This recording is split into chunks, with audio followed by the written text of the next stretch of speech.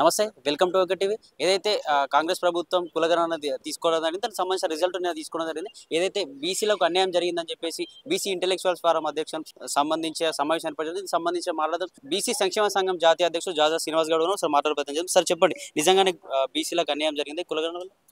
100% జరిగింది. నిజంగా కాదు, 100% జరిగింది. వాళ్ళు ఇచ్చినటువంటి లెక్కలు కనపడతలేవా స్పష్టంగా? సర్వే బీసీ ప్రకారం జనాభా 21,50,000 మంది తగ్గారు. ఎట్లా తగ్గుతారండి?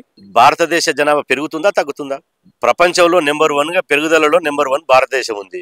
భారతదేశంలో పెరిగినప్పుడు తెలంగాణ కూడా పెరుగుతుంది కదా. పెరిగిన జనాభా ఎక్కడ పోయింది? మరి ఇదే సర్వేలో, ఒకే సమగ్ర కుటుంబ సర్వేలో ఓసీ జనాభా ఏమో 15 లక్షలు పెరుగుతుంది, బీసీ జనాభా 21 లక్షలు తగ్గుతుందా? ఎట్లా తగ్గుతుంది? వాళ్ళ జనాభా పెరిగి బీసీ ఎస్సీల జనాభా ఎట్లా తగ్గుతుంది? అంటే ఇందులో 100% శాస్త్రీయత లేదు. ఇది పూర్తిగా తప్పుల తడక. దీన్ని పూర్తిగా మేము తిరస్కరిస్తున్నాం.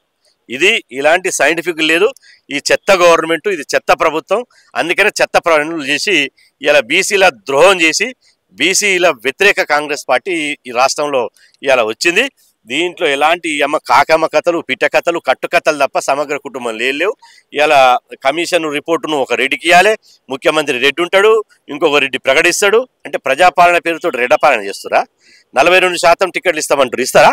నువ్వు అసెంబ్లీలో ఎన్నిక ఇవ్వలేదు, పార్లమెంట్ ఎన్నికల్లో ఎన్నిక ఇవ్వలేదు, నిన్నగాక మొన్న గ్రాడ్యుయేట్స్ ఎమ్మెల్సీ ఎన్నికల్లో ఎన్నిక ఇవ్వలేదు. అంటే టికెట్లు ఇచ్చే కాడ మోసమే, రిజర్వేషన్లు ఇచ్చే కాడ మోసమే, కులగణనలు చేసే కాడ మోసమే. ఏది చక్కగా చేసిరు మీరు? ఏడాది పాలనలో మీ ముఖానికి ఏం చక్కగా చేసిరు? ఈ కులగణన మీ చేతగాని ప్రభుత్వం ఈ కులగణన కూడా చక్కగా చేయరాకపోతే ఇంకెందుకు మీరు? అంటే కావాలని బీసీలకు అన్యాయం చేస్తున్నారు. 100% కావాలని కుట్రతోటి బీసీలను తక్కువ చేసి చూపించాలి, ఓసీలను ఎక్కువ చేసి చూపించాలి. అన్యాయంగా దొడ్డిదారిన వచ్చినటువంటి ఈడబ్ల్యూఎస్ రిజర్వేషన్ వాళ్ళకి కట్టబెట్టాలి, ఉద్యోగాలు వాళ్ళకి కట్టబెట్టాలనే కుట్ర తప్ప ఇల్లు ఏం లేదు. Thank you sir.